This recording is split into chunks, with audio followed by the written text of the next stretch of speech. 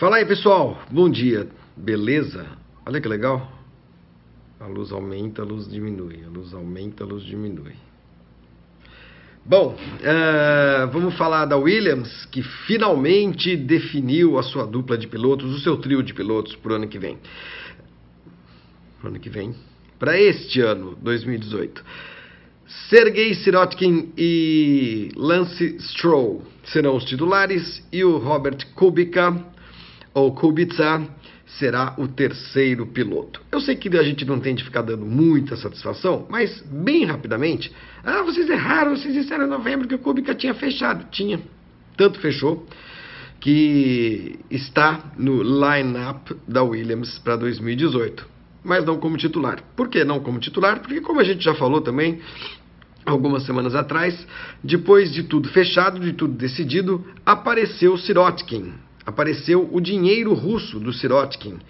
E como a gente sabe que a Williams já tem alguns anos cresce os olhos para qualquer piloto que chegue com dinheiro, as coisas ficaram ruins para o Kubica, que também ia levar algum, né? Mas não tanto quanto o Sirotkin, de estimados 14 milhões de euros.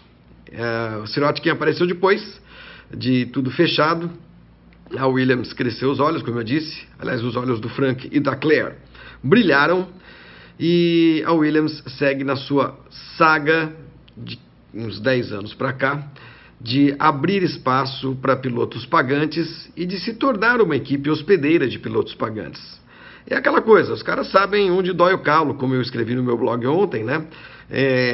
E sabem que muitas vezes é preciso pagar as contas com dinheiro de pilotos pagantes. Mesmo que isso signifique se classificar mal no campeonato mundial, pior do que normalmente se classificaria com pilotos melhores, e perder dinheiro de premiação. Compensa? Não sei, eles devem ter feito as contas. O fato é que o Sirotkin não é um piloto de currículo muito notável, né? Fez só 2 corridas na Fórmula 2, ganhou 3 corridas na GP2 nos últimos 2 anos. Nos 2 anos em que ele competiu na GP2, que hoje é Fórmula 2, ele ganhou 3 corridas. No ano passado ele só fez 2 provas na Fórmula 2, fez alguns testes na Fórmula 1 para algumas equipes e estava aí esperando abrir um buraco onde o seu dinheiro fosse bem-vindo, e esse dinheiro foi muito bem-vindo pela Williams, que já desde 2007 faz isso, né? Com o Kazuki Nakajima, para receber os motores Toyota de graça. Depois, durante alguns anos, com o Pastor Maldonado, vocês se lembram, que sustentou a equipe basicamente com dinheiro da PDVSA, né? Da estatal venezuelana de petróleo. Depois com o Lance Stroll, que fez com que o Massa fosse rifado.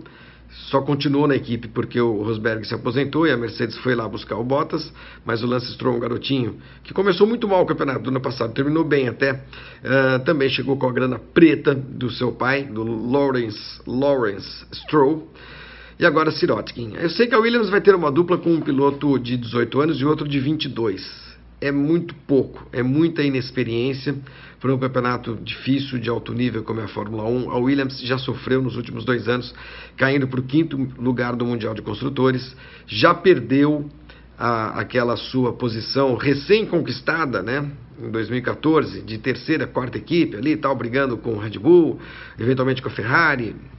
Já era, a Force India hoje está na frente, as outras 3 grandes se estabeleceram naturalmente, na frente também, e a Williams, eu acho que nesse ano, por conta da sua fraca dupla de pilotos, ou pelo menos inexperiente dupla de pilotos, vai cair pelo menos 2 posições. Eu acho que perde posição para a Renault e perde posição para a McLaren, essa é a sensação que eu tenho.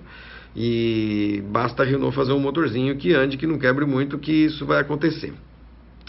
É uma opção, a gente deve respeitar, entender, mas talvez lamentar também, porque se a gente olhar para um passado também não muito distante, da Williams dos anos 80 e anos 90, era o grande bicho-papão, né? De títulos, com Mansell, com Prost, com Hill, com Villeneuve, com Nelson Piquet. A Williams, especialmente na parceria com a Renault e um pouquinho antes com a Honda, teve o seu momento de equipe gigantesca na Fórmula 1. Algo que foi se perdendo ao longo dos últimos anos, a ponto de a Williams ter de se transformar, se converter numa equipe feita para pilotos pagantes. Houve um breve intervalo, né, hiato nessa condição, que foram os anos de Massa e Bottas, que renderam até, principalmente em 2014, quando a Williams foi terceira colocada no Mundial de Construtores, e 2015 também, né? 2016 a coisa começou a piorar, o carro ficou ruim, 2017 a gente já viu aí a saída do Bottas, enfim. Sirotkin e Lance Stroll não serão pilotos que vão arrancar suspiros de ninguém.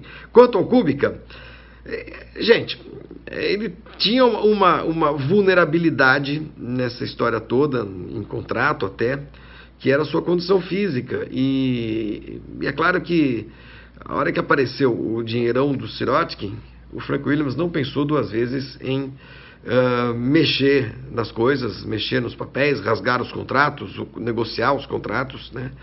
E deu aí de prêmio de consolação para o Kubica esse papel de piloto de desenvolvimento, piloto de testes. Talvez seja até bom para ele, se ele tem mesmo a intenção de voltar a ser piloto efetivo de Fórmula 1, faz alguns treinos, eventualmente, de sexta-feira, se puder participa de alguns testes, até na pré-temporada, e fica aí torcendo para o Sirotkin andar mal, e quem sabe beliscar um grande prêmio ou outro. Não acho que seja simples isso de acontecer, porque o piloto russo chega com dinheiro e você não tira o cara assim sem mais nem menos. Enfim, vamos ver o que vai acontecer com a Williams, mas o meu prognóstico é esse.